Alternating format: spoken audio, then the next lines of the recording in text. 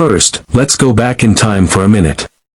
The year 1976 was a big deal in the United States. It was the country's 200th birthday, also called the bicentennial. To celebrate, the U.S. Mint made special versions of the quarter, half dollar, and dollar coin. These coins didn't look like regular ones. The quarter, instead of having the usual eagle on the back, had a picture of a colonial drummer boy and 13 stars for the 13 original colonies. Front of the coin still had George Washington, but the date was different. Instead of saying just 1976, it said 1776 to 1976 to mark the 200-year celebration. Now, here's the thing. These quarters were made in huge numbers. Over 1.6 billion were made between 1975 and 1976 at 3 different mints: Philadelphia, no mint mark; Denver, marked with a small d; and San Francisco, marked with an S. Most of these quarters are still out there today, and in average condition, they're worth about 25 cents, maybe 50 cents or $1 if they're clean or uncirculated. But a very small number are not like the others. A tiny group of these coins has something wrong with them, or, as collectors say, they have an error. And those errors can make the coin worth thousands, even tens of thousands of dollars. So what kinds of errors are we talking about? One of the biggest ones is when the quarter was made using the wrong kind of metal. You see, most of the regular 1976 D quarters were made from copper and nickel. But some were accidentally made using 40% silver, which was only supposed to be used for special collector coins. If you find a 1976 D quarter made of silver by mistake, that's a big deal. One of these silver planchet errors sold for over $15,000. Another error that's worth a lot is a double strike. That means the coin was hit by the machine more than once, so the picture or words are stamped in twice and look fuzzy or layered.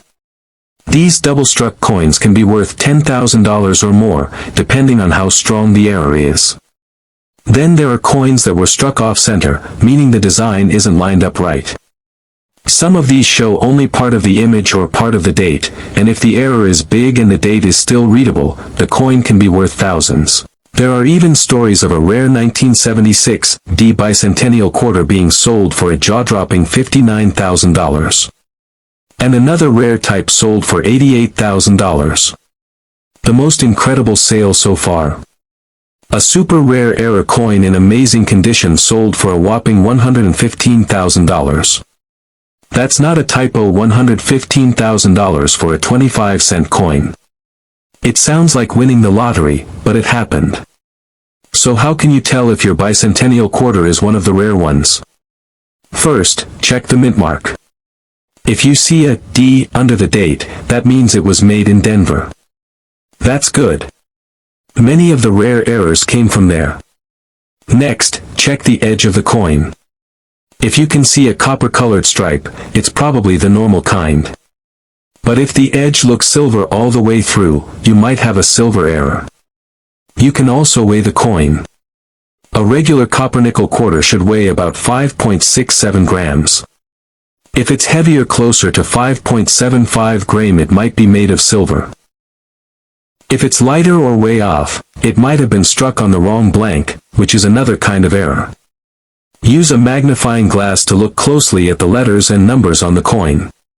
Look for doubling, where the edges look like they've been stamped twice.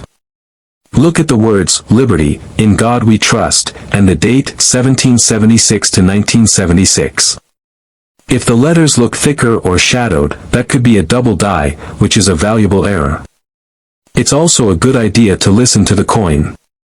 If you gently drop it on a hard surface, a silver coin will make a higher pitched ring than a normal quarter. Just be careful not to scratch it. And if you think you might have something rare, the best thing to do is get the coin graded by a professional grading company like PCGS or NGC. They can tell you exactly what you have and give it a grade from 1 to 70. The higher the grade, the more valuable the coin. Coins that are nearly perfect, like MS-67 or MS-68, can sell for big money even without errors. But if it's high grade and has an error, that's when you're looking at those $50,000 to $100,000 plus numbers. If you do have a rare bicentennial quarter and you want to sell it, there are several ways.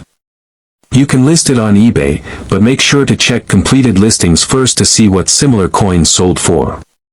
You can also send it to an auction house like Heritage Auctions or Great Collections, which specialize in rare coins. Or visit a trusted local coin dealer to get an estimate. Just don't rush. Take your time and make sure you know what your coin is worth before selling.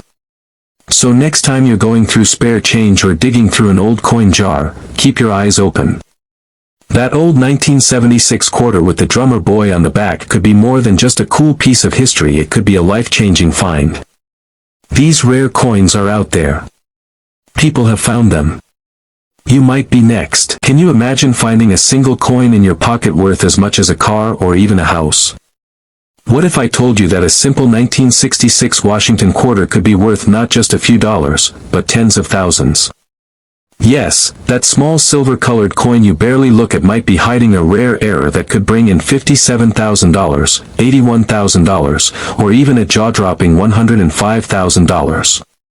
Sounds unbelievable, right? But it's 100% true. Today, we're diving into one of the most exciting treasures hiding in plain sight, the rare 1966 Washington-era quarter. And trust me, you'll want to watch until the end because I'll reveal what exact mistakes to look for, how to find them, and how these tiny flaws turn regular coins into gold mines. So let's start from the beginning. The Washington quarter has been around since 1932. It features the profile of George Washington on the front and the bold eagle on the back. In 1966, something unusual happened. That year, the U.S. Mint was in the middle of big changes. They had just stopped using real silver in quarters. Instead of the 90% silver used before 1965, coins were now made with a copper-nickel mix. Because of all the changes, the Mint made a decision: no mint marks on any coins. They also skipped the special proof sets that year. So everything was rushed. And when things move fast, mistakes happen. And that's where the treasure begins. Some 1966 quarters were struck on the wrong type of metal. Others were double-struck, misaligned, or had off-center designs. A few even ended up with no ridges on the edges, which is a big deal in coin collecting. These kinds of errors are what collectors dream about. They don't happen often. And when they do, they can sell for tens of thousands of dollars. Let me give you a real example. A rare 1966 Washington quarter with a double strike error sold for over $57,000 at auction. Another, struck on a silver planchet by mistake, went for more than $81,000. And the biggest shock of all?